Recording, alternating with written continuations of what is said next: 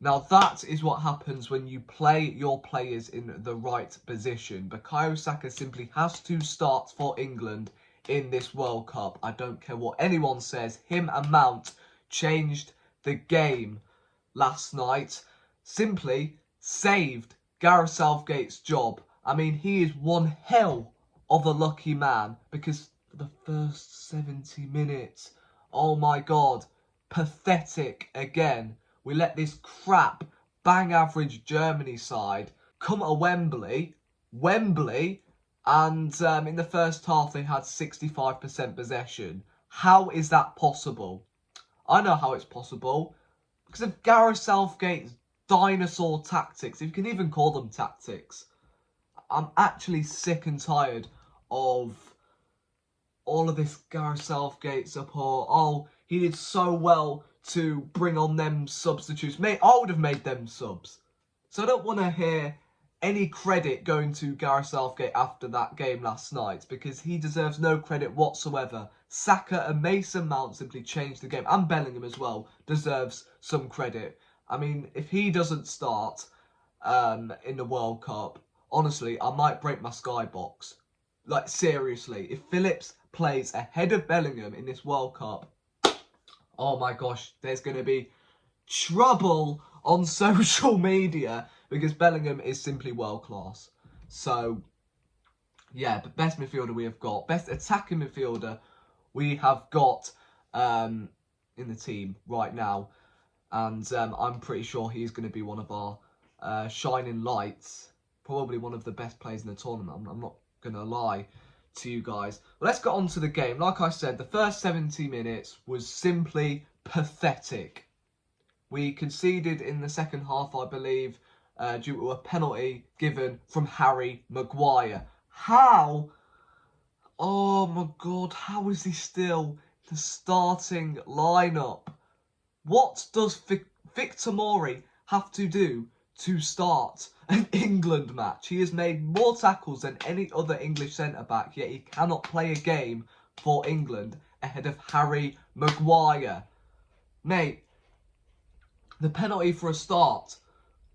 The ball comes to him and he just literally just pings the ball straight back to a German player. Musiala enters the box, gets done by one step over, and then gives a penalty away. And yeah, that was 1-0. The second goal, I mean, to be fair, great goal by Kai Havertz. I'm not going to take anything away from the goal. But look at the defending. Who is closing him down? Luke Shaw doesn't go to him. Harry Maguire doesn't go to him. Eric Dyer doesn't go to him. Lets him shoot. Chelsea paid over 70 million on this guy. So obviously he's going to fancy his chances to shoot from the edge of the box. And then free play in the Premier League, for God's sake. Oh my God. I mean, why is this manager persisting with 3 at the back again after a defeat? I mean, in some defeats, you kind of see a few positive signs.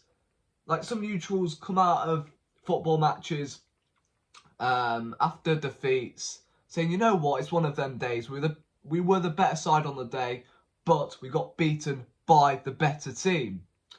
But what do you do after you're in that situation? You rectify your mistakes. And that, in the last game, was against Italy. I'm not saying we were brilliant in that Italy game, but you get what I mean. In that last game, obviously, like I said, the formation was all wrong.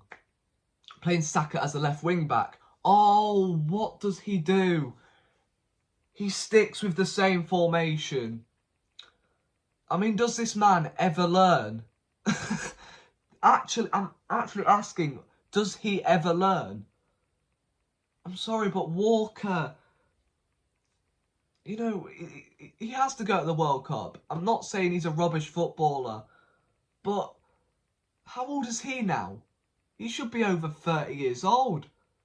He's not going to have his pace for much longer. Eric Dyer isn't particularly quick. Maguire, don't get me started. If Tomori was in that centre-back role, straight away you'll see a difference. The defensive line will push up, because you saw plenty of times in that game where we were playing such a such a deep defensive line with Fikayo Tomori playing at centre back. There is no way he will let anyone get him behind, and the lad is quick as well. He's probably the quickest centre back we have got in the team. Oh man, Luke Shaw as well, getting in at left back. I know he scored a goal last night. I mean, funny enough, the last time we actually scored from open play was in that Euros final, before going to this game. Who was that? Luke Shaw. What position does he play again? Left back. A bloody left back was the last player who scored from open play in this England team. Wow. And, yeah, to be fair, he did get the comeback going. But again, it started off from Saka's move. The second goal started off from Saka's move. He was involved in 3 goals. I know he should have scored, but Sterling had the same opportunity in the first half.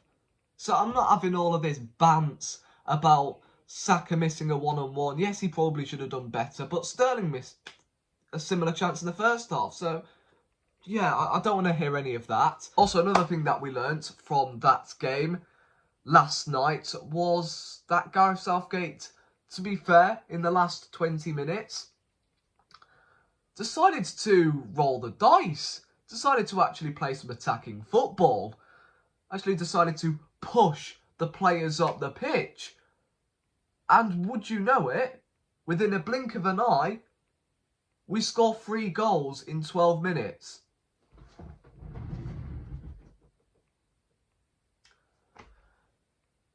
It's not rocket science, is it?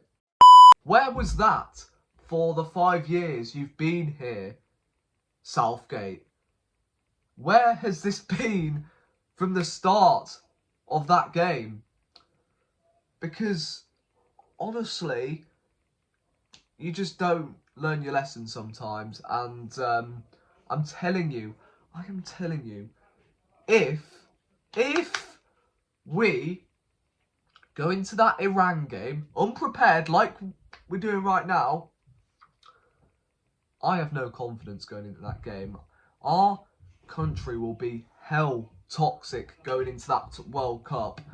And Iran, USA, Wales aren't going to come up against us and, you know, be loyal to us. They're going to come and win and try and qualify.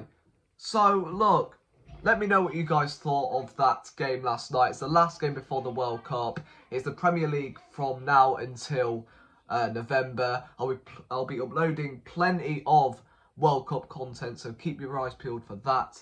And, yeah, same old England, I guess.